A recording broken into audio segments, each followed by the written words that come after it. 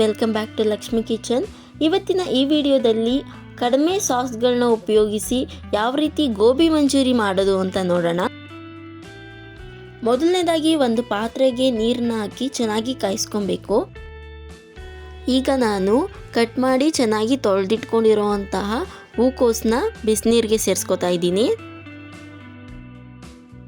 ಈ ರೀತಿ ನಾವು ಹೂಕೋಸನ್ನ ನೀರಲ್ಲಿ ಹಾಕಿ ಬೇಯಿಸ್ಕೊಳ್ಳೋದ್ರಿಂದ ಹೂಕೋಸಲ್ಲಿರೋವಂತಹ ಹುಳ, ಕೆಮಿಕಲ್ ಎಲ್ಲನೂ ಹೋಗ್ಬಿಡುತ್ತೆ.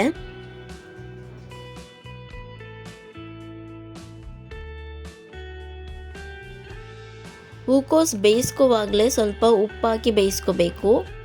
ಉಪ್ಪು ಹಾಕಿದ ನಂತರ ಒಂದು 2-3 ಕುದಿ ಕುದಿಸ್ಕೊಂಡ್ರೆ ಹೂಕೋಸು ಬೆಂದಿರುತ್ತೆ. ಹೆಂಗೆ ಗೊತ್ತಾಗುತ್ತೆ ಬೆಂದಿದೆ ಅಂತಂದರೆ, ಹೂಕೋಸನ್ನ ಬೇಯಿಸ್ಕೊಳ್ಳುವಾಗ ಅದ್ರ ಕಲರ್ ಚೇಂಜ್ ಆಗುತ್ತೆ, ಆಗ ಹೂಕೋಸು ಬೆಂದಿದೆ ಅಂತ ಅರ್ಥ. ಈಗ ಬೆಂದಿರೋ ಹೂಕೋಸನ್ನ ಸ್ವಲ್ಪನೂ ನೀರಿಲ್ಲದೆ ಇರೋ ಥರ ಶೋಧಿಸ್ಕೋಬೇಕು. ಈಗ ಒಂದು ಬೌಲ್ಗೆ 1 ಕಪ್ ಆಗೋಷ್ಟು ಮೈದಾ ಹಿಟ್ಟನ್ನ ಸೇರಿಸ್ಕೋಬೇಕು. ಇದ್ರ ಜೊತೆಗೆ 1/4 ಕಪ್ ಆಗೋಷ್ಟು ಕಾರ್ನ್ಫ್ಲೋರ್ನ ಸೇರಿಸ್ಕೋಬೇಕು. ನಂತರ ಸ್ವಲ್ಪ ಅಚ್ಕಾರದ ಪುಡಿ, ರುಚಿಗೆ ತಕ್ಕಷ್ಟು ಉಪ್ಪು, ಇಷ್ಟು ಹಾಕಿ ಒಂದು ಸ್ವಲ್ಪ ಮಿಕ್ಸ್ ಮಾಡ್ಕೊಬೇಕು.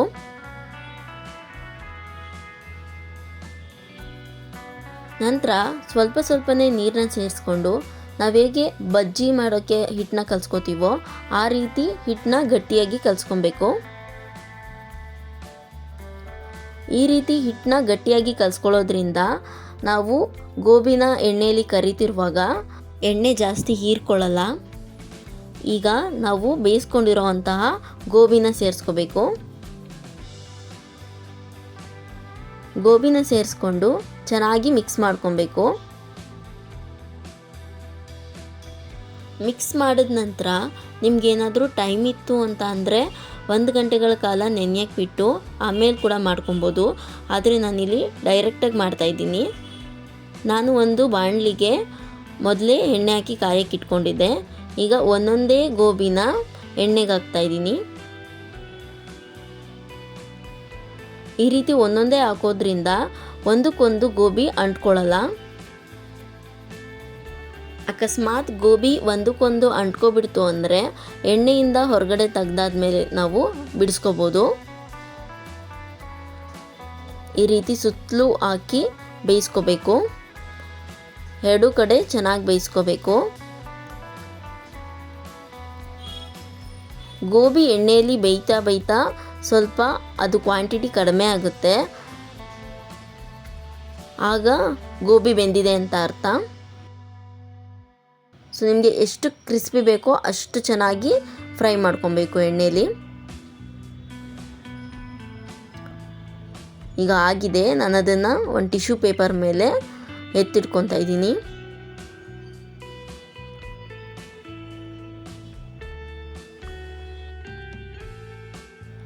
ಈಗ ಒಂದು ಬಟ್ಲಿಗೆ 1 ಸ್ಪೂನ್ ಆಗೋಷ್ಟು ಮೈದಾ ಹಿಟ್ಟು, 1 ಸ್ಪೂನ್ ಆಗೋಷ್ಟು ಕಾರ್ನ್ಫ್ಲೋರು, 1 ಸ್ಪೂನ್ ಆಗೋಷ್ಟು ಟೊಮೆಟೊ ಸಾಸು, 1 ಸ್ಪೂನ್ ಆಗೋಷ್ಟು ಚಿಲ್ಲಿ ಸಾಸು,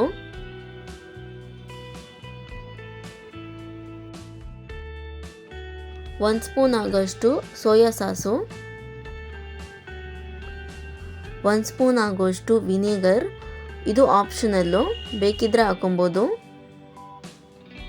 1 ಸ್ಪೂನ್ ಆಗೋಷ್ಟು ಖಾರದ ಪುಡಿ, ಸ್ವಲ್ಪ ನೀರನ್ನ ಸೇರಿಸ್ಕೊಂಡು ಗಂಟಿಲ್ಲದೆ ಇರೋ ರೀತಿ ಮಿಕ್ಸ್ ಮಾಡ್ಕೊಬೇಕು. ಯಾಕಂದರೆ ಇದೇ ಇಲ್ಲಿ ಮೇಯ್ನ್ ಅಂತ ಹೇಳ್ಬೋದು. ಈ ರೀತಿ ಮಾಡ್ಕೊಳ್ಳೋದ್ರಿಂದ ನಾವು ಜಾಸ್ತಿ ಸಾಸ್ನ ಯೂಸ್ ಮಾಡೋವಂಥ ಅವಶ್ಯಕತೆ ಇರೋದಿಲ್ಲ. ಈಗ ಒಂದು ಕಡಾಯಿಗೆ 1 ಸ್ಪೂನ್ ಆಗೋಷ್ಟು ಎಣ್ಣೆನ ಸೇರಿಸ್ಕೋಬೇಕು. ಎಣ್ಣೆ ಚೆನ್ನಾಗಿ ಕಾದ ನಂತರ ಸಣ್ಣದಾಗಿ ಕಟ್ ಮಾಡಿ ಇಟ್ಕೊಂಡಿರೋ ಶುಂಠಿ ಮತ್ತು ಬೆಳ್ಳುಳ್ಳಿನ ಸೇರಿಸ್ಕೊಂಡು ಹಸಿ ವಾಸನೆ ಹೋಗೋವರೆಗೂ ಫ್ರೈ ಮಾಡ್ಕೊಬೇಕು. ನಂತರ ಖಾರಕ್ಕೆ 1-2 ಹಸಿಮೆಣಸಿನ್ಕಾಯಿನ ಈ ಥರ ಉದ್ದುದ್ದಾಗಿ ಕಟ್ ಮಾಡಿ ಇಟ್ಕೊಂಡಿದ್ದೆ, ಅದನ್ನು ಕೂಡ ಸೇರಿಸ್ಕೊತಾ ಇದ್ದೀನಿ. ನಂತರ ಸಣ್ಣದಾಗಿ ಕಟ್ ಮಾಡಿ ಇಟ್ಕೊಂಡಿರುವಂತಹ ಈರುಳ್ಳಿನ ಹಾಕೋಬೇಕು. ಈ ಗೋಬಿ ಮಾಡೋದಕ್ಕೆ ಈರುಳ್ಳಿನ ಸಣ್ಣದಾಗಿ ಕಟ್ ಮಾಡ್ಕೋಬೇಕು. ಉದ್ದುದ್ದಗೆ ಹಾಕಿದ್ರೆ ಅಷ್ಟು ಚೆನ್ನಾಗಿರೋದಿಲ್ಲ. ಈರುಳ್ಳಿನೂ ಕೂಡ ಹಸಿ ವಾಸನೆ ಹೋಗೋವರೆಗೂ ಚೆನ್ನಾಗಿ ಫ್ರೈ ಮಾಡ್ಕೋಬೇಕು. ನಂತರ ಇದಕ್ಕೆ ಸಣ್ಣದಾಗಿ ಕಟ್ ಮಾಡಿಟ್ಕೊಂಡಿರುವಂತಹ ಕ್ಯಾಪ್ಸಿಕಮ್ನ ಹಾಕೋಬೇಕು. ಕ್ಯಾಪ್ಸಿಕಮ್ ಹಾಕಿ ಅದನ್ನು ಕೂಡ ಫ್ರೈ ಮಾಡ್ಕೊಬೇಕು.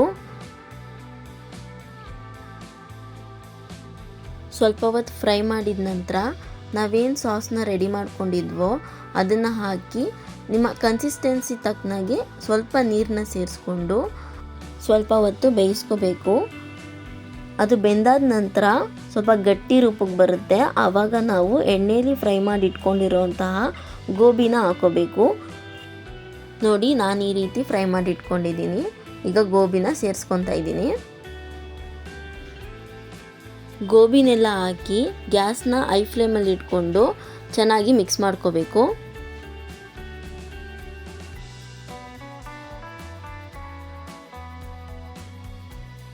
ನಂತರ ಸ್ವಲ್ಪ ರುಚಿಗೆ ತಕ್ಕಷ್ಟು ಉಪ್ಪನ್ನು ಸೇರಿಸ್ಕೋಬೇಕು. ಸಾಸ್ಗಳಲ್ಲಿ ಆಲ್ರೆಡಿ ಇರುತ್ತೆ, ಬಟ್ ನಾವಿಲ್ಲಿ ಕಡಿಮೆ ಸಾಸ್ನ ಉಪಯೋಗಿಸಿರೋದ್ರಿಂದ ಸ್ವಲ್ಪ ಉಪ್ಪನ್ನ ನೋಡಿ ಹಾಕೊಬೇಕು. ಉಪ್ಪು ಹಾಕಿದ ನಂತರ ಸ್ವಲ್ಪ ಮಿಕ್ಸ್ ಮಾಡಿ ಕೊನೆಯಲ್ಲಿ ಸ್ವಲ್ಪ ಕೊತ್ತಂಬರಿ ಸೊಪ್ಪನ್ನ ಹಾಕಿದ್ರೆ ಗೋಬಿ ಮಂಚೂರಿ ರೆಡಿ ಆಗುತ್ತೆ. ನೋಡಿ ಹೇಗೆ ಮನೇಲೇ ಈಸಿಯಾಗಿ ಗೋಬಿ ಮಂಚೂರಿ ಮಾಡ್ಕೊಬೋದು. ಈ ವಿಡಿಯೋ ನಿಮಗೆ ಇಷ್ಟ ಆಗಿದ್ದರೆ ಲೈಕ್ ಮಾಡಿ, ಶೇರ್ ಮಾಡಿ ಆ್ಯಂಡ್ ಕಮೆಂಟ್ ಮಾಡಿ. ಮತ್ತಷ್ಟು ವಿಡಿಯೋಗಳಿಗೆ ನಮ್ಮ ಚಾನಲ್ನ ಸಬ್ಸ್ಕ್ರೈಬ್ ಮಾಡಿ. Thank you for watching.